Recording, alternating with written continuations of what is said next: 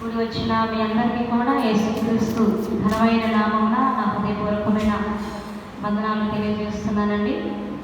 ఇప్పటి వరకు దేవాది దేవుడు తన చిత్తంలో ఉన్నటువంటి ఈ రోజున రావాల్సిన వాళ్ళందరినీ తోడుకొని వచ్చారు. దాదాపు అందరూ కూడా ఆయన నామాన్ని స్మరిస్తూ స్తుతించారు, ఘనపరిచారు. అందుని బట్టి దేవుని స్తుతిస్తూ ఉన్నాను. వారందరినీ కూడా దేవుడు అత్యధికంగా ఆశీర్వదించును గాక. కొద్దిసేపు దేవుని వాక్యాన్ని విందాము. దానికి ముందుగా నేను కూడా ఒక చిన్న పాట పాడాలని ఇష్టపడుతున్నాను. అందరూ పాడారు కదా, నేను పెద్ద సింగర్ని కాదు, కానీ దేవుని ఆరాధించాలనేటువంటి తపన ఆసక్తి ఉన్నందున ఒక చిన్న పాట పాడి దేవుని స్తుతిద్దాం. కొంచెంసేపు అందరూ లేచి నిలబడినట్లయితే పాట పాడుతుండగా అందరూ లేచి నిలబడండి. కొద్దిసేపు ఆరాధనలాగా దేవుని ఆరాధన చేసుకుందాం, స్తుతిద్దాము, ఆయన నామాన్ని కనపరుద్దాము. ఎక్కడ ఇద్దరు ముగ్గురు కూడి నా నామమును స్మరిస్తారో, ప్రార్థన చేస్తారో వారి మధ్యలో నేను ఉంటాను అని అన్నారు. లక్షల మంది ఉంటేనే నేను ఉంటానని నా ప్రభు చెప్పలేదు, కానీ ఎక్కడ ఇద్దరు ముగ్గురు నా నామమున ఏకంగా కూడుకుంటారు, సంఘంగా కూడుకుంటారు, వారి మధ్యలో నేను ఉంటాను అని యేసే సెలవిచ్చి ఉన్నారు. సో అందుచేత గుంపుతో సంబంధం కాదు, కానీ దేవుని సన్నిధికి వచ్చిన మనము శ్రద్ధ భయభక్తులతో ఉండి ఆయన నామాన్ని స్మరిస్తూ ఆరాధన చేస్తూ ఉండగా దేవుడు తన ఆత్మను మనందరి మీద కుమ్మరించడానికి ఇష్టపడుతున్నాడు. ఈ పాట వచ్చినట్లయితే కలిసి నాతో కూడా పాడండి. ఏముంది నాలో నా యేసయ్యా, నన్ను కోరుకున్నావయ్యా.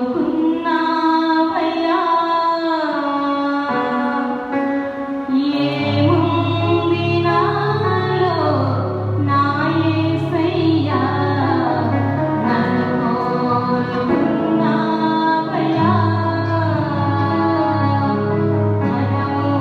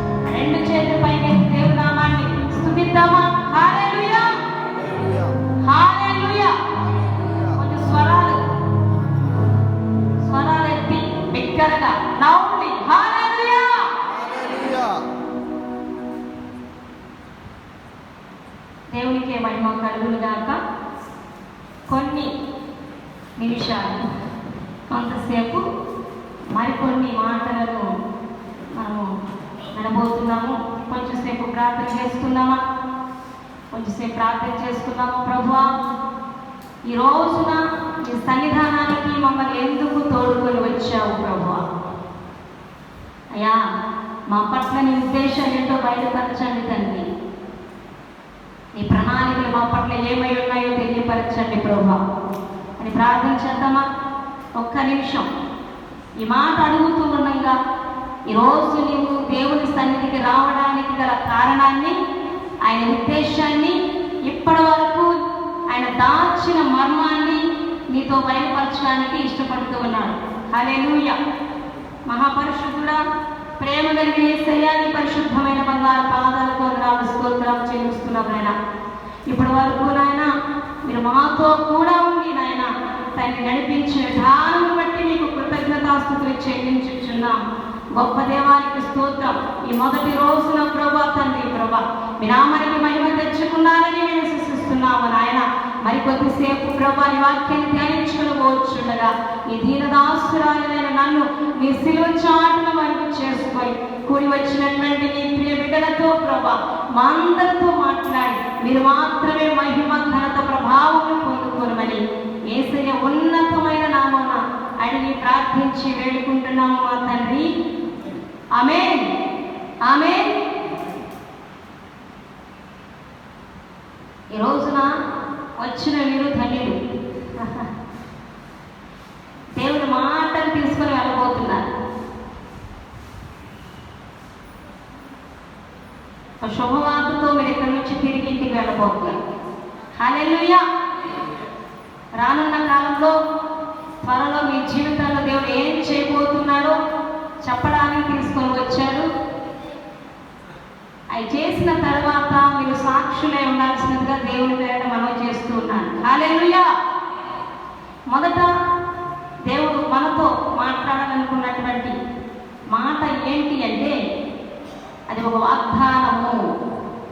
ఫస్ట్ ఆయన మాట్లాడాలనుకున్నటువంటి వాగ్దానం గురించి ధ్యానించుకున్న తర్వాత మరికొద్దిసేపు ఏమేమి కార్యములు దేవుడు మన జీవితంలో చేయాలనుకుంటున్నారో వాటిని గురించి కూడా ధ్యానం చేసుకుందాం.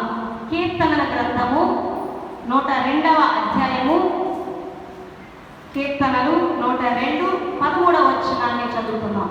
నీవు లేచి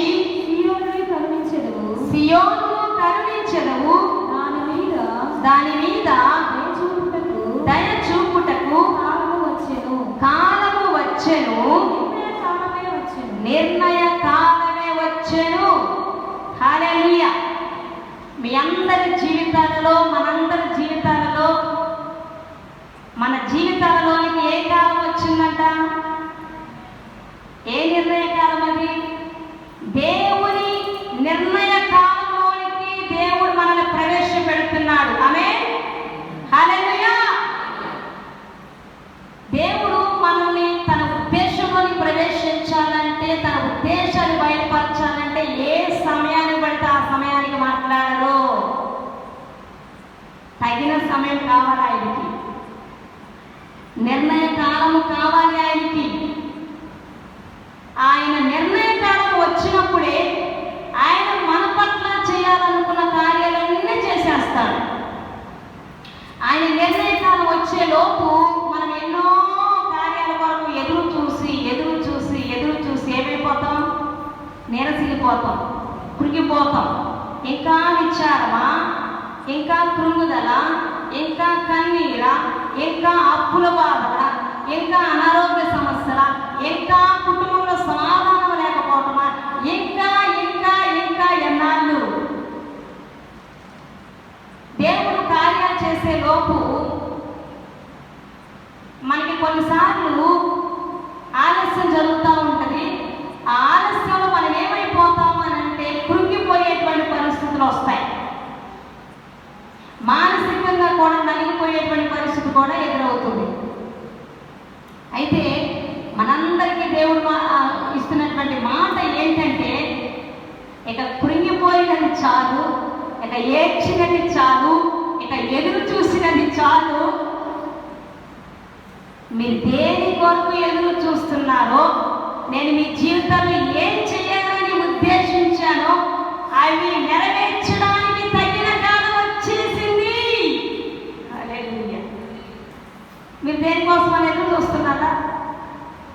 దేవుని సన్నిధిలో నాకు ఈ కార్యాలు కావాలి, లేదా మా ఇంట్లో ఈ సమస్యలు తొలగిపోవాలి. ఎవరు ఎదురు చూడట్లేదా? ఎదురు చూడకపోతే ఈ వాక్యాన్ని దేవుడు మాట్లాడాలి. ఖచ్చితంగా దేవుని సన్నిధిలో మీ ఆశలైన ప్రాణాలు తృప్తి చెందాలని ఎదురు చూస్తూ ఉన్నాయి. ఎప్పుడు ఎప్పుడు ఎప్పుడు ఎప్పుడు అని ఆశతో ఎదురు చూస్తూ ఉన్నాయి. అయితే దేవుడు అంటున్నాడు, ఈ రోజు నీవు రాకపోతే ఏముందలే, యేసు సిస్టర్ వెళ్తున్నారంట, వైరం మినిస్ట్రీస్ వాళ్ళంట, ఏముందలే ఈ రోజు కనుక మిస్ అయి ఉంటే నువ్వు నిర్ణయ కాలంలో నీకు వచ్చావో లేదో కూడా తెలిసేది కాదు. ఆయన ఏం చేయాలనుకున్నాడో తెలిసేది కాదు. అసలు ఆయన ఉద్దేశంలో నీవు ఏమై ఉన్నావో కూడా తెలిసేది కాదు. అయితే ఈ రోజున నువ్వు దేవుని సన్నిధికి రావడాన్ని బట్టి దేవుడు ఏమన్నాడు తెలుసా? నా కుమార్తె, నా కుమారుడా, నీవు నా నిర్ణయ కాలంలో నీకు వచ్చేసావు. నీవు ఎదురు చూస్తున్న కార్యములను నేను నీ జీవితంలో, నీ కుటుంబంలో చేయబోతున్నాను. హల్లెలూయా. ఇక్కడ రాయబడిన మాట ఏంటో తెలుసా? నీవు లేచి సియోనును కరుణించెదవు, దాని మీద దయ చూపుటకు కాలము వచ్చెను. సియోను అంటే ఏంటి అనంటే దేవుడు కోరుకున్నటువంటి వ్యక్తులు, దేవుడు ఏర్పాటు చేసుకున్నటువంటి ప్రజలు. సో ఈ రోజున మీకు ఒక సత్యం చెప్పాలనుకున్నాడు దేవుడు. మీరెవరో తెలుసా? దేవుడు కోరుకున్నటువంటి ప్రజలు. మీ అమ్మ నాన్న కోరుకుంటే పుట్టలేదు మీరు. ఇంకెవరెవరో కోరుకుంటే మీరు లోకంలోనికి రాలేదు, మీరు జన్మించాలా. దేవుడు తన ప్రణాళిక చొప్పున, తన ఉద్దేశపూర్వకంగా నిన్ను అనాది సంకల్పంలోనే నీ తల్లి గర్భంలో పిండంగా రూపింపబడక మునిపే ఆయన నిన్ను ఎరిగి ఉన్నాడు, కోరుకున్నాడు, ఎన్నుకున్నాడంట. దేనికి కోరుకున్నాడు? నా కుమారుడు, నా కుమార్తెగా ఈ భూమి మీద జీవించాలి.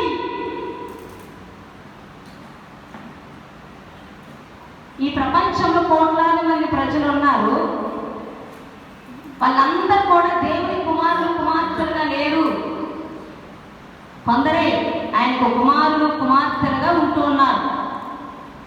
అయితే ఆ కొందరిలో వీరంతా ఎవరు అంటే దేవుడు కోరుకున్నటువంటి ప్రజలంట.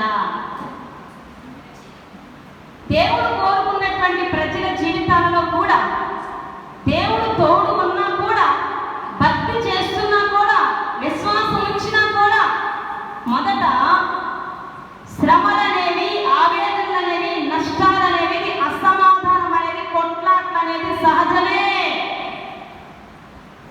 అర్థమవుతుందా? భక్తులకు ఏ గొడవలు ఉండవు, విశ్వాసులకు ఏమి శ్రమలు రాకూడదు. ఇది అబద్ధం. అలా బైబిల్ చెప్పటం లేదు. దేవుని విశ్వాసం ఉంచినటువంటి దేవుని కుమార్తెల కుమారులకు కూడా ఈ లోకంలో కష్ట నష్టాలు, శ్రమలు అనేవి వస్తూ ఉంటాయి. అయితే కొంతకాలం మట్టుకు దేవుడు వాటిని అనుమతించినను నెక్స్ట్ ఏం జరుగుతుంది అంటే, నువ్వు ఎంతకాలం ఎన్ని ఇబ్బందులను ఎదుర్కొన్నావో ఆ పరిస్థితుల్లో కూడా నువ్వు తొట్టిల్లిపోకుండా దేవునికి సమీపంగా ఉంటూ ఉన్నప్పుడు తగిన సమయం వస్తుంది, నిర్ణయకాలం వస్తుంది. ఏం జరుగుతుంది? నువ్వు అప్పటిదాకా ఎదుర్కొన్న ప్రతి సమస్యలో నుంచి దేవుడు తన నిర్ణయ కాలంలో విడిపిస్తాడు. పడిన బాధలన్నింటిని బట్టి దేవుడు ఏం చేస్తాడు? ప్రతిఫలం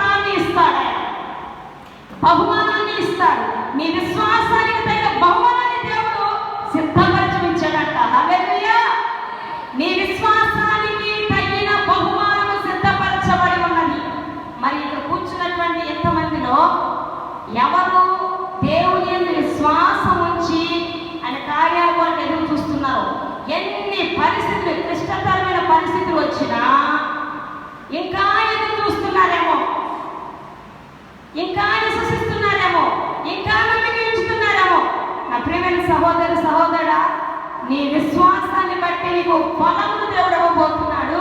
అంతేకాదు బహుమానం ఇవ్వబోతున్నాడంట. హల్లెలూయా. ఈ లోక సంబంధమైన వాళ్ళు ఇచ్చేటువంటి ప్రతిఫలాలు, బహుమానాలు ఏ పాటివి? కానీ దేవుడు గనక మనము ప్రతిఫలం ఇస్తే, మనకు బహుమానం ఇస్తే అది అతి శ్రేష్టమైనదిగా ఉంటుంది కనుక. సో దేవుడు అంటున్నాడు, నేను కోరుకున్నటువంటి నా బిడ్డలారా, మీ జీవితంలో నా ఉద్దేశాలు నెరవేర్చే నిర్ణయ కాలం వచ్చి ఉన్నది. తగిన సమయం వచ్చి ఉన్నది. నీ మీద దయ చూపే కాలము వచ్చి ఉన్నది. నీ మీద కరుణ చూపే కాలము వచ్చి ఉన్నది. మీ మీద దేవుడు కనికర పడుతున్నాడంట, దయ చూపిస్తున్నాడంట, జాలి పడుతున్నాడంట. దేవుడు మన ఎలా జాలి పడితే ఏం జరుగుతుంది? ఎటువంటి సమస్య అయినా తొలగిపోతుంది. మనకు అసాధ్యం అనుకున్న ఏదైనా సాధ్యం చేసేస్తాడు. ఫర్ ఎగ్జాంపుల్ బైబిల్లో ఎన్నున్నాయి?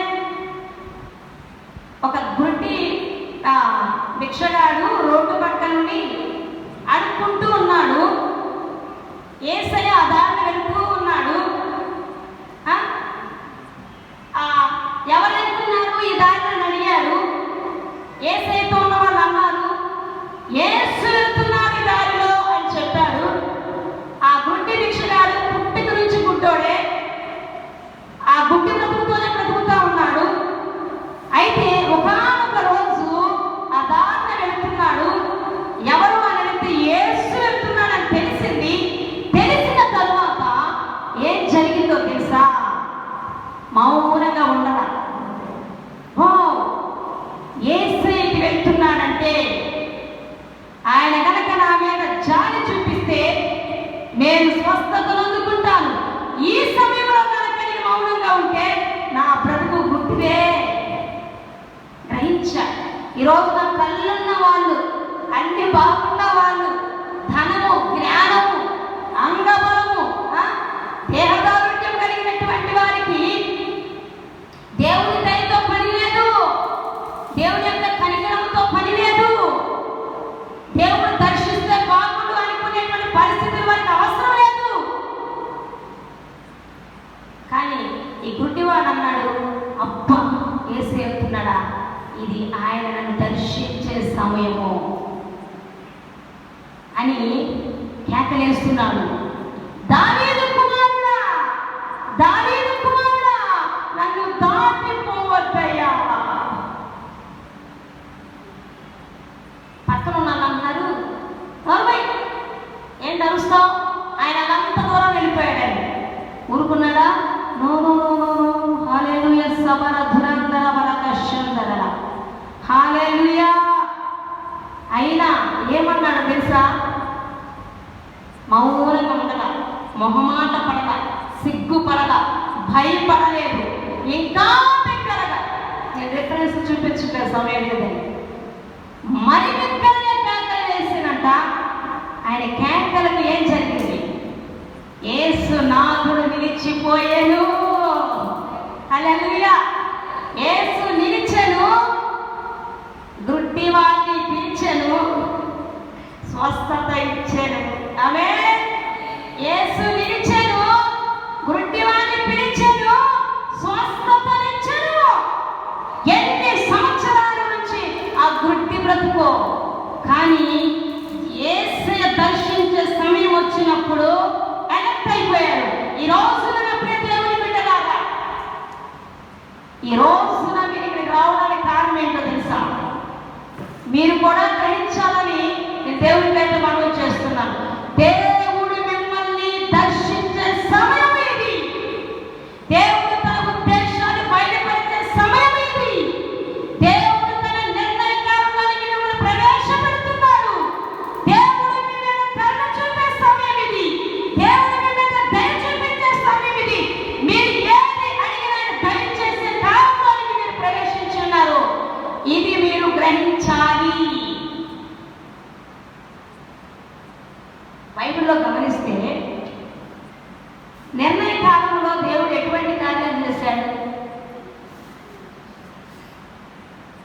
ఒక ఉదాహరణకు 2 చెప్తాను, త్వరగా ముగించేస్తాను. విసుగొస్తుందా?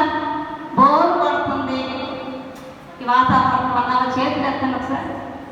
బోరు పడుతుంది అసలు. ఒక మెసేజ్ అయితే వింటాం కానీ వరుస వస్తుంది 2 గంటల. బోర్ ఏం లేదు కదా మీకు? దేవుడి మాటలు వినడానికి వచ్చారు, దేవుడు మీతో మాట్లాడుతున్నాడు. బైబిల్లో యేసయ్య ఫస్ట్ సూచక క్రియ ఎక్కడ చేశాడు? ప్రశ్నలు జవాబుల సమయం. కానాను ఊరిలో ఏం చేశాడు? నీటిని ద్రాక్షారసముగా మార్చిన వైనము జ్ఞాపకం చేసుకోండి పిల్లారా. యేసయ్య తన శిష్యులతో పాటుగా కానా అనే ఊరికి వెళ్ళాడు, వివాహానికి వెళ్ళాడు. అయితే అక్కడ యూదుల వివాహంలో ద్రాక్షారసం పుచ్చుకుంటా అనేది చాలా విశేషమైనదిగా వాళ్ళు భావిస్తూ ఉంటారు. ద్రాక్షారసము ఎంత బాగుంటే, ఎంత సేవిస్తే వారి వివాహంలో ఆ యజమానులకు లేదా వివాహానికి అంత ఘనత ఎప్పటికీ కూడా. ఏది ఘనత వివాహానికి అదేమైపోయింది? హల్లెలూయా. ఏది ఘనతో, ఏది ఘనముగా ఎంచుతారో ఆ ఘనతను పాడు చేయడానికి ఒక కార్యం జరిగింది వాళ్ళకి. ఏం జరిగిందమ్మా? ద్రాక్షారసం వారు ఊహించకుండానే అయిపోయింది. మరి పిలిచిన వాళ్ళకంటే ఎక్కువ వచ్చారో, వచ్చిన వాళ్ళే ఎక్కువ తాగేశారో నాకు తెలియదు, కానీ అక్కడ యేసు సూచక క్రియ చేయడానికి వెళ్ళారు కనుక అది అనుమతించబడింది. ఏం జరిగింది? ద్రాక్షారసం అయిపోయింది. కంగారిగా ద్రాక్షారసం అయిపోయిందని విందుకు వచ్చిన వాళ్ళకి, వివాహానికి వచ్చిన వాళ్ళకి తెలిసిందా? ఊరంతా చాట్యం చేస్తారు, అవమానం వాళ్ళకి. కానీ ఆ సమయంలో యేసు తల్లి అయిన మరియ యేసు వద్దకు వచ్చి, బాబు, యేసు బాబు, నువ్వు గొప్ప కార్యాలు చేస్తావు కదయ్యా, పాపం ఆయనకి అవమానం వచ్చేటట్టుగా ఉంది, ద్రాక్షారసం అయిపోయింది నాయనా అని చెప్పగానే యేసయ్య ఏమన్నా చెప్తారా? ఏమన్నారు? అమ్మా, నా సమయము, దీని కొరకు చెప్పాలని నేను మిమ్మల్ని ఇక్కడ వరకు తీసుకొచ్చాను. అమ్మా, నా సమయము ఇంకా రాలేదు అంటే ఇప్పుడు చెప్పండి, దేవుని సమయం రాకుండా ఏది చేయడు. అది ఇల్లు కట్టుకోవడమైనా, పెళ్లి చేయటమైనా, ఒకరు పోవటమైనా, ఒకరు జన్మించడమైనా, ఉద్యోగం రావడమైనా, పిల్లలను కనడమైనా, హల్లెలూయా, బిజినెస్ చేయటమైనా, ఏదైనా సరే దేవుని ప్రణాళికలో ఉన్నటువంటి వారికి తగిన సమయం వస్తే జరుగుతుంది. ఏదైనా, అది స్పిరిచువల్ అయినా, ఫిజికల్ అయినా,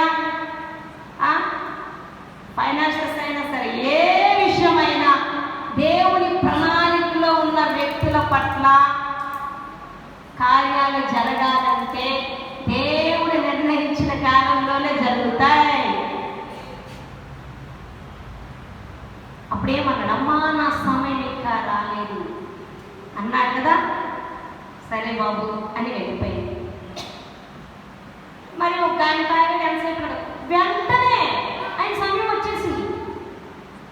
మళ్ళా వచ్చే తల్లి అడగవసరం లేదు, మళ్ళా వచ్చి ఎవరు అడగవసరం లేదు. యేసయ్యే జ్ఞాపకం చేసుకున్నాడమ్మా. హల్లెలూయా, హల్లెలూయా. నిర్ణయ కాలం వచ్చినప్పుడు కొన్నిసార్లు మనం దేవుడు చేసే కార్యాలు కొరకు ఎదురు చూసి అలసిపోయినప్పుడు లేదు, సమస్యపోయినప్పుడు లేదు, మనం కాస్త నిద్రమత్తులోకో ఎట్లాగో వెళ్ళిపోతాం, గుర్తుపట్టలేము కొన్ని. అయితే ఆయన నిర్ణయ కాలం వచ్చినప్పుడు మనం తట్టి లేపుతాడు, మీటింగ్స్ తీసుకొస్తాడు, లేదా ఆయన కళలో దర్శనం ద్వారా మాట్లాడతాడు. ఏమని? ఓ అమ్మా, ఓ కుమారుడా, లేవిత్రలో నుంచి నా కాలం వచ్చింది, మొన్నదాకా ఎదురు చూసావు, నేను కార్యం చేసే టైంకి నిద్రపోతున్నావల్లే అని అంటాడు. హల్లెలూయా. అయితే యేసయ్య తనంతట ఏం చేశాడు అంటే పరిచారకులను పిలిచేశాడు. మీరు వెళ్ళి 6 ఖాళీగా ఉన్న రాతి భాగంలో నీళ్లు నింపండి అని చెప్పాడండి. యేసయ్య ఏం చెప్తే అది చేశారు. ఆ నీరు కాస్త ఏమైపోయింది? ప్రపంచంలో ఈ భూమి మీద ఎక్కడన్నటువంటి శక్తివంతమైన కార్యాలు చూసామా? లేదు. మళ్ళా చూస్తామా? చూడగలము విశ్వాసం ఉంచితే. హల్లెలూయా. ఆయన యందు విశ్వాసం ఉంచితే మనకు సిగ్గు కలగనే కలగదు. Those who trust in the Lord will not despair. హల్లెలూయా. ఆయన యందు విశ్వాసం ఉంచు వారికి ఎన్నటికీ సిగ్గు కలగనియడు. ఆయన ఏం జరిగింది? అబ్బా, ఆ నీళ్ళన్నీ ద్రాక్షారసం అయిపోయాయి. అది వడ్డిస్తే ఏం సాక్ష్యం వచ్చింది అక్కడ? అంతకుముందున్న ద్రాక్షారసం ఎట్లా ఉంది? తన నిర్ణయ కాలంలో దేవుడు చేసిన కార్యం ఎట్లా ఉంది? దానికి దీనికి వేరియేషన్ ఉందా లేదా, డిఫరెన్స్ ఉందా లేదా చూడండి. నిర్ణయ కాలానికి ముందు జరిగేవి ఆయన తన నిర్ణయ కాలంలో చేసేటువంటి వాటికి ఎంత తేడా ఉంది అంటే, ఆ పెళ్లి విందుకి పిలువబడినటువంటి గెస్ట్ అన్నాడు, ఏమయ్యా, ముందేమో జబ్బు పోసేసారా, పిచ్చిని పోసేసారా, అంత టేస్ట్ ఎందుకు పోసారా, చివరిలోనేమో ఇంత కమ్మమైన మధురమైన ద్రాక్షరసం పోస్తున్నారా? ఎవరైనా ముందు మంచిది పోసి అయిపోతుందంటే టక మనం ఏం చేస్తాం? భోజనాలు పెట్టేటప్పుడు సాంబార్ అయిపోతుంది, ఏం చేస్తాం? పోసేస్తాం. ఒకటి ఏం పోస్తాం? నీళ్ళు పోసేస్తాం. పాప లాస్ట్లో తినేవాడికి వాడి కర్మ. వాళ్ళు అనుకుంటారు, బయటకే చెప్పుకుంటారు, పుట్టి నీళ్ళ సాంబారే పోసారు, ఏం భోజనాలు ఏంటో. పాప ముందు బాగా ఉంది, అయిపోయేసరికి నీళ్ళు కలపాల్సి వచ్చింది. మనం కలిపితే అట్లాగే ఉంటుంది, ఏడ్చినట్టు ఉంటుంది. కానీ యేసయ్య చేసాడనుకో ఎలా ఉంటుంది? అతి శ్రేష్టమైనదిగా, దాని గురించి చెప్పుకోదగినదిగా ఉంటుంది. హల్లెలూయా. నా దేవుడు సెలవిస్తున్న మాట మీతో, దేవుడి నిర్ణయ కాలం వచ్చేసింది. అది ఈ రోజుతో ప్రారంభమవుతుంది. ఈ కాలంలో నా దేవుడి మీ జీవితంలో చేయబోయే కార్యముల గురించి మీ చుట్టూ ఉన్న వారు చెప్పుకునేటట్టుగా చేయబోతున్నాడు. వావ్. నేను ధ్యానించొచ్చింది ఒకటి, ఇదొకటే కానీ పరిశుద్ధాత్మ దేవుడు బయలుపరుస్తున్నవి నాకు కూడా ఆశ్చర్యాన్ని కలిగిస్తావు. ఇప్పటికిప్పుడు కొన్ని మర్మాలైన మాట్లాడుతూ ఉన్నారు. హల్లెలూయా. గొప్ప గొప్ప కార్యం చేయబోతున్నారు. మీరు చెప్పవసరంలా, మీ జీవితాల్లో జరుగుతున్న కార్యాలను బట్టి చూసిన వారు డిస్కస్ చేసుకుంటారు. ఆహా, వీరి జీవితంలో వీరి దేవుడు గొప్ప కార్యమును చేసి ఉన్నాడు. హల్లెలూయా. హల్లెలూయా. మీరు అడిగిన దానికంటే, ఊహించిన దానికంటే అత్యధికముగా దేవుడు చేసి ఉన్నారంట. హల్లెలూయా. ఆయన దయ చూపిస్తే, ఆయన నిర్ణయ కాలం వస్తే అలాంటి కార్యాలు చేస్తాడు. రెండో రోజు చెప్పుకుందామా?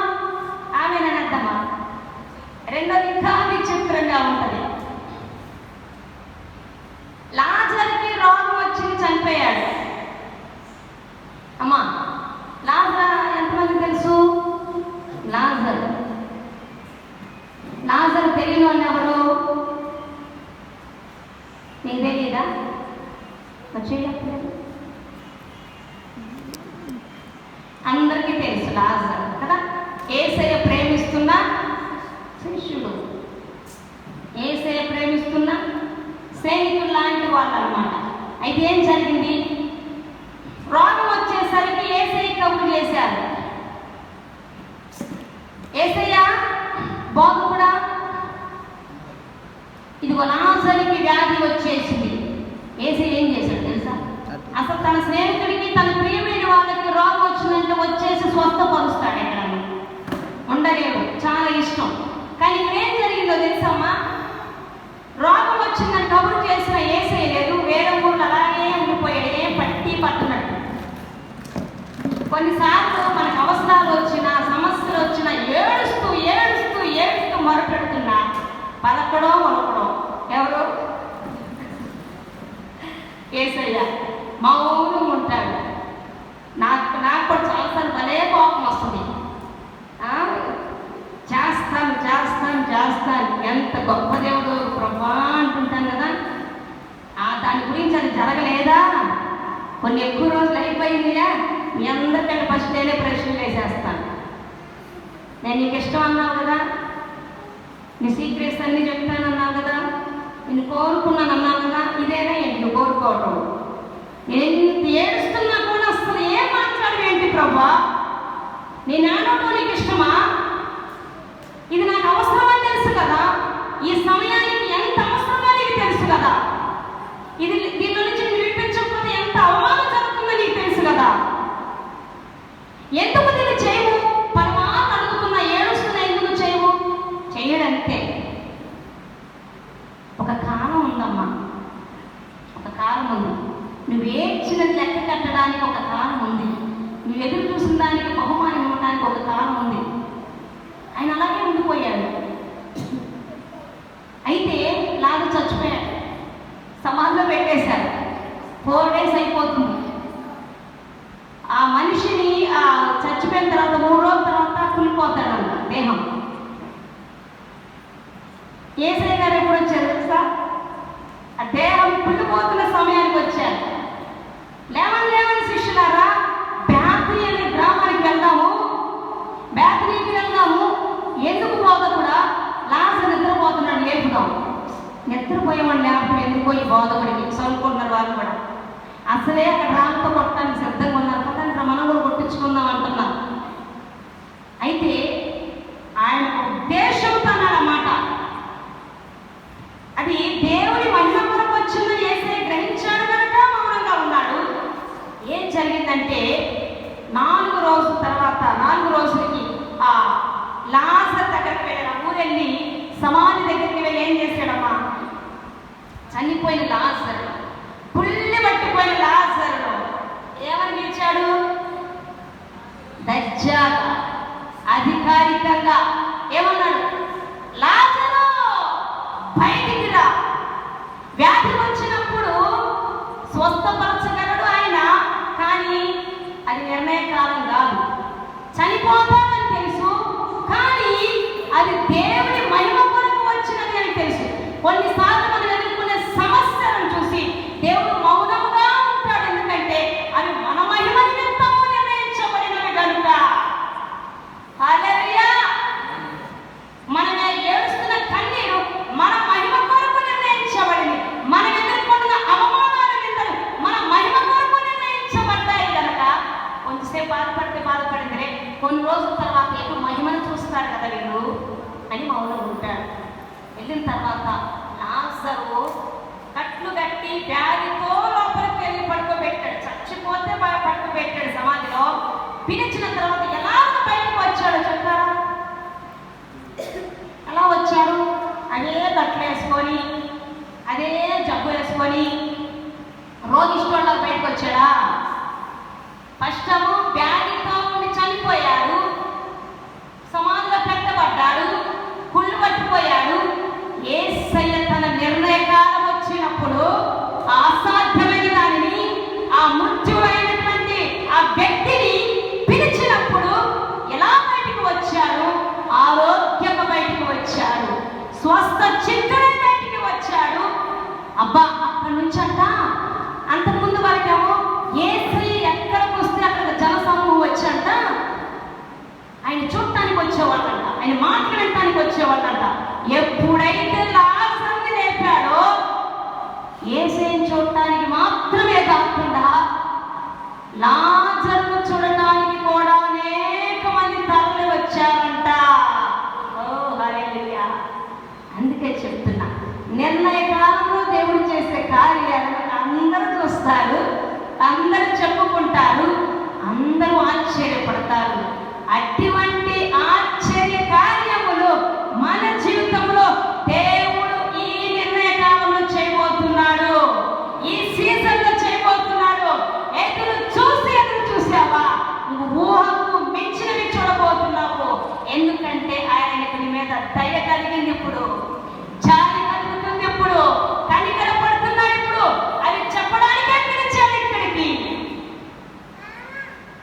వచ్చిన మీరు ధన్యులు కాదా చెప్పండి. హల్లెలూయా. ఇదనమాట. సో నిర్ణయకాలం ఎవరికి ఉంటుంది అని అంటే మనం ఎక్కువ ఆలోచన చేయాల్సింది దేవుడు కోరుకున్న వ్యక్తులకు. ఇప్పుడు చెప్పండి, we are chosen by God, we are called by God, we are separated by God. God has called us for His plans and purposes. ఇది గుర్తుంచుకోండి. ఈ కూర్చున్న వాళ్ళందరూ అనుకున్నారు, అప్పో నా ఇష్టం వచ్చి చేసుకుంటాను, నా ఇష్టం వచ్చిన మార్గం నడుస్తాను. మీకు కుదరదంట. మీకు దేవుని యొక్క ప్రణాళిక ఉన్నది. మీరు దేవుని ప్రణాళిక చొప్పున పుట్టిన వారు. మీ పట్ల దేవుడు ఉన్నతమైన ప్రణాళికను కలిగి ఉన్నాడు. అది మీ ఊహకు మెచ్చినది. ఈ కాలంలో మీరు ఆయన ఉద్దేశంలో ఏమై ఉన్నారో అది చెప్పబోతున్నాడు. హల్లెలూయా. అది తెలుసుకోకుండా చచ్చిపోతే, అది తెలుసుకోకుండా సొంత మార్గాలు వెళ్తుంటే వేస్ట్ అన్నమాట. గుర్తుపెట్టుకోండి. ఎన్నిసార్లు దేవుని సన్నిధికి వచ్చామా, ఎన్నిసార్లు వాక్యం అనాలి. మన దేవుని ప్రణాళికలో ఉన్నామా అని తెలియాలి. ఉంటే అది ఏంటి, మన పట్ల కలిగి ఉన్న ప్రణాళిక, ఆయన ఉద్దేశం మన పట్ల ఏమై ఉన్నది అనేది తెలుసుకోవాలి. హల్లెలూయా. ఆయన పిలుపులో మీరున్నారు, ఆయన ప్రణాళికలో మీరున్నారు, ఆయన ఉద్దేశంలో మీరు ఉన్నారు అని దేవాది దేవుడి రోజు చెప్తున్నాడు. అయితే ఒకటి, ఆయన మిమ్మల్ని కోరుకున్నాడు. ఈరోజు ఎంత మాటకే దేవుడు మనతో మాట్లాడుతున్నాడు. ఒక్కటి గుర్తించుకోండి, మిమ్మల్ని దేవుడు కోరుకున్నాడు, మిమ్మల్ని దేవుడు పిలుచుకున్నాడు. మీ ద్వారా తన చిత్తం నెరవేర్చుకోవడానికి ఆయన మిమ్మల్ని సజీవంగా ఉంచాడు అన్నది మర్చిపోవద్దు. అయితే కోరుకున్న మీ జీవితాల్లో దేవుడు ఒక 4 గొప్ప కార్యాలు చేయబోతున్నాడు. 4 గొప్ప కార్యాలు చేయబోతున్నాడు. హల్లెలూయా. నాకు చెప్పాను కదా, నిర్ణయకాలం వస్తే ఆశ్చర్య కార్యాలు, గొప్ప కార్యాలు అందరూ చెప్పుకుంటారని. అవేంటి ఇప్పుడు చూద్దామా? ఏం చేయబోతున్నాడో చెప్పేస్తున్నాడు. మీరు చక్కగా పెన్ను పేపర్ తీసుకొని నోట్ చేసేసుకోండి. ఇక ఎందుకంటే దేవుడు కార్యం చేయబోతున్నాడు ఈ కాలంలో. ఎదురు చూడండి, స్తుతించండి, సాక్షులుగా ఉండటానికి సిద్ధపడండి. హల్లెలూయా. యెషయా గ్రంథము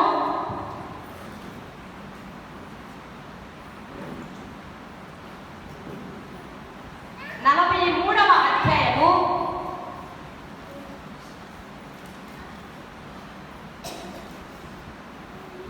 1వ వచనం చదువుదాం. నిన్ను సృజించిన వాడు యెహోవా, ఇశ్రాయేలు నిన్ను నిర్మించిన వాడు ఇలాగ సెలవిస్తున్నాడు, నేను నిన్ను విమోచించి ఉన్నాను, భయపడకుము, పేరు పెట్టి నిన్ను పిలిచి ఉన్నాను, నీవు నా సొత్తు. చాలా ఫస్ట్ దేవుడు కోరుకుని పిలిచినటువంటి వ్యక్తులను ఏం చేస్తాడంటే తన సొత్తుగా మార్చుకుంటాడు, రక్షించుకుంటాడు. రక్షణ కార్యము వారిలో జరుగుతుంది. అంటే నీతిమంతులుగా మార్చేస్తాడు. నేను అనుకున్నాను మీరంతా నీతిమంతులుగా మార్చబడి ఉన్నారు అని అనుకుంటున్నాను. లేదా ఇంకా ఎవరైనా యేసయ్య సొత్తుగా, ఆయన కుమారుడిగా, కుమార్తెగా ఇంకా మార్చబడకపోతే, ఇదే అనుకూల సమయము, ఇదే రక్షణ దినము. ఆయన ఇచ్చేటువంటి ఉచితమైన రక్షణ స్వీకరించాల్సిన దేవుడి పేద మనవి చేస్తున్నారు. దేవుడు కోరుకున్నప్పుడు ఫస్ట్ ఏం చేస్తాడు? తన సొత్తుగా మార్చేసుకుంటాడు. అయితే ఇక్కడ మనతో చెప్తుంది ఏంటంటే, ఇప్పటిదాకా ఏ విషయాల్లోనైనా మీరు భయపడి ఉంటే భయపడద్దు అని చెప్తున్నారు. ఈ కాలంలో మీరు ధైర్యంగా నిర్భర కలిగి జీవించాల్సిన సమయం అంట. ఓకేనా?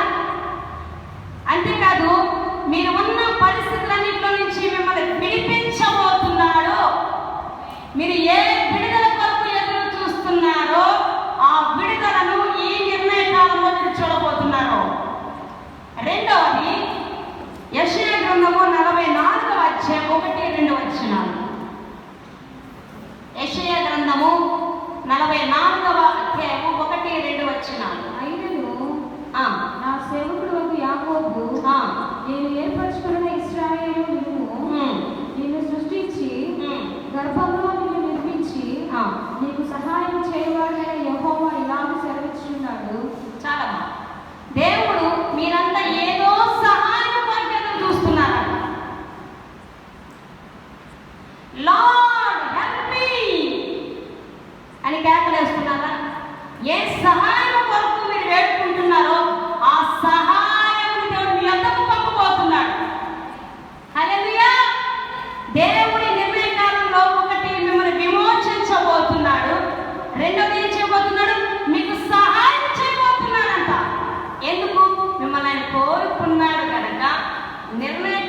వచ్చింది, దయ చూపిస్తున్నాడు. మీరు ఏవేవో సహాయం కొరకు దేవుని సన్నిధిలో వేడుకుంటున్నందున ఈ కాలంలో ఆయన మీకు సహాయం చేయబోతున్నాడు. మూడవదిగా యెషయా గ్రంథము 43:20 వచనము. యెషయా 43:20. నేను ఏర్పరచుకున్న ప్రజలు త్రాగుటకు అరణ్యంలో నీళ్లు పుట్టించున్నాను, ఎడారిలో నదులను కలుగజేయుచున్నాను, అడవి జంతువులను అడవి కుక్కలను నిప్పుకోవడం. చాలు చాలు. ఈ నిర్ణయ కాలంలో దేవుడు చేయబోతున్న గొప్ప కార్యము దిక్కుతోచక మార్గం లేక మీరు ఏం చేయాలో తెలియక ఉన్న ఏ పరిస్థితి అయినా ఉంటే అటువంటి అరణ్యములో మీ కొరకు నీళ్లను ఉమిగింప చేయబోతున్నాడు. హల్లెలూయా. అది ఏదైనప్పటికీ మీ అరణ్యాన్ని దేవుడు నీటి మడుగుగా చేయబోతున్నాడు. మీ ఎడారి బ్రతుకును దేవుడు నదులు ప్రవహింప చేయబోతున్నాడు. సర్వ సమృద్ధిని దేవుడు అనుగ్రహించబోతున్నాడు. హల్లెలూయా. లేమిని కరువుని ఆయన కొట్టివేస్తున్నాడు. హల్లెలూయా. హల్లెలూయా. అరణ్యం ఏం చేయబోతున్నాడు? నీటి మడుగుగా. ఎడారిని ఏం చేయబోతున్నాడు? నదులు ప్రవహింపచేస్తాడట. అది కేవలం మన దేవుడికే సాధ్యం. అరణ్యం మాత్రమే తెలియదు, నీటి చుక్క దొరకదు, ఈయన నీటి బొగ్గనిస్తానంటున్నాడు. ఎడారిలో కూడా నీరనేది దొరకడం కష్టము, నదులను ప్రవహింపజేస్తానంటున్నాడు. ధారాళముగా దేవుడు మనకు దయచేయబోతున్నాడు. హల్లెలూయా. ఇప్పుడు దాకా ఏది కొరతగా ఉందో దాన్ని మీరు సమృద్ధిగా అనుభవించబోతున్నారు. Last one, Romans chapter 8:28. అమ్మ, రోమీయులకు రాసిన పత్రిక 8వ అధ్యాయం 28 నుంచి 30 వచనాలు. దేవుని ప్రేమించే వారికి అనగా ఆయన సంకల్పము చొప్పున పిలువబడిన వారికి మేలు కలుగుటకై సమస్తమును సమకూడి జరుగుచున్నవని ఎరుగుదుము. ఎందుకనగా తన కుమారుడు అనేక సహోదరులను చేసుకున్నట్లు దేవుడు ఎవరిని ముందుగా ఎరిగినో వారు తమ కుమారులతో స్వారూప్యము గలవారుటకు వారిని ముందుగా నిర్ణయించెను.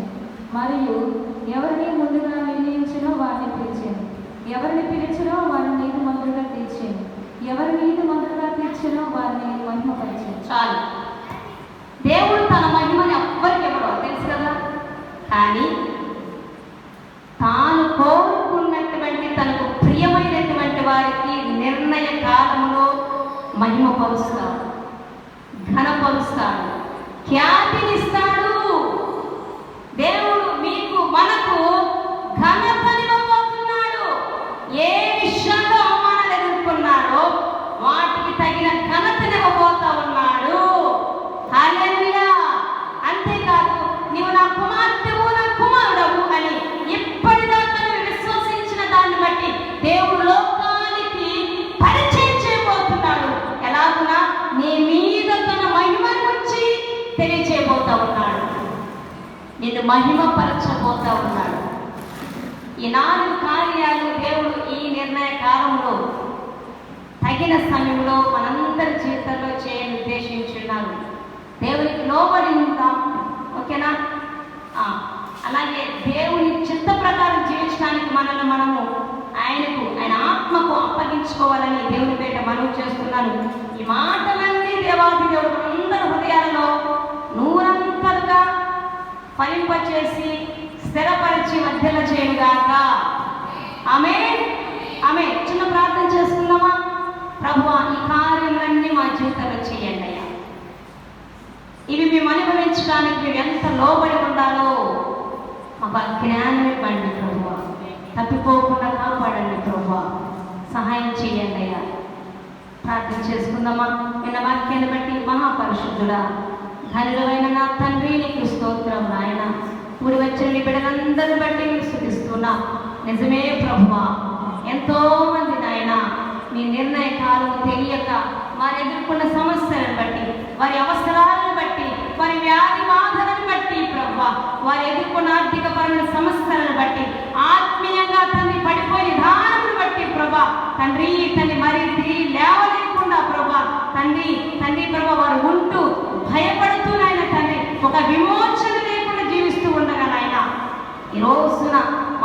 వారందరినీ మీరు దర్శిస్తూ నాయన మీ నిర్ణయకాలంలోని మమ్మల్ని ప్రవేశపెట్టారని మాట్లాడిన దాన్ని బట్టి వందనాలు చెల్లిస్తున్నాం. మీ నిర్ణయకాలంలో వచ్చేస్తానన్న ఈ 4 గొప్ప కార్యములు కూడి వచ్చిన నీ బిడ్డలందరి జీవితంలో, మా అందరి కుటుంబాలలో అయ్యా నీవు జరిగించి మమ్మల్ని అందరినీ సన్నిధిలో సాక్షిగా నిలవబెట్టుకోండి. వచ్చిన బిడ్డల వారి ప్రయాణాలను తోడుగా ఉండండి. వారి కుటుంబాలను మీరు దీవించండి. వారు ఎదురు చూసిన కార్యాలను జరిగించండి ప్రభా. బలహీనించే వారిని ప్రభాని వ్యాధిగ్రస్తులు ఉంటే వారిని స్వస్థపరచండి నాయన. వారి కుటుంబాల్లో సమృద్ధిని దయచేయండి, ఆత్మీయ ఎదుగుదలను దయచేయండి. నీ రాకడ కొరకు మమ్మల్ని అందరినీ సిద్ధపరచమని సమస్త మహిమ ఘనత ప్రభావములు యేసు నామానికి మాత్రమే చెల్లిస్తూ యేసయ్య ఉన్నతమైన నామాన అడిగి వేడుకొని ప్రార్థించి ఉన్నామా తండ్రి. ఆమేన్, ఆమేన్.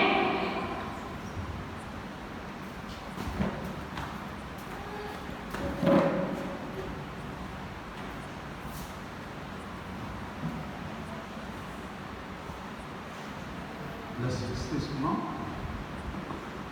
తండ్రి అయిన దేవుని యొక్క కుమారుడైన యేసు యొక్క కృపై పరిశుద్ధాత్మ దేవుని సన్నిధి సహవాసము సదాకాలం అందరికీ తోడుగా ఉండి నడిపించుగాక. ఆమేన్. అందరికీ వందనాలండి. రేపు మళ్ళా 6 గంటలకు దేశంలో కలుసుకుందాం. ఇంకా మీ బంధువులకు అలాగే స్నేహితులను కూడా తెలియపరచండి.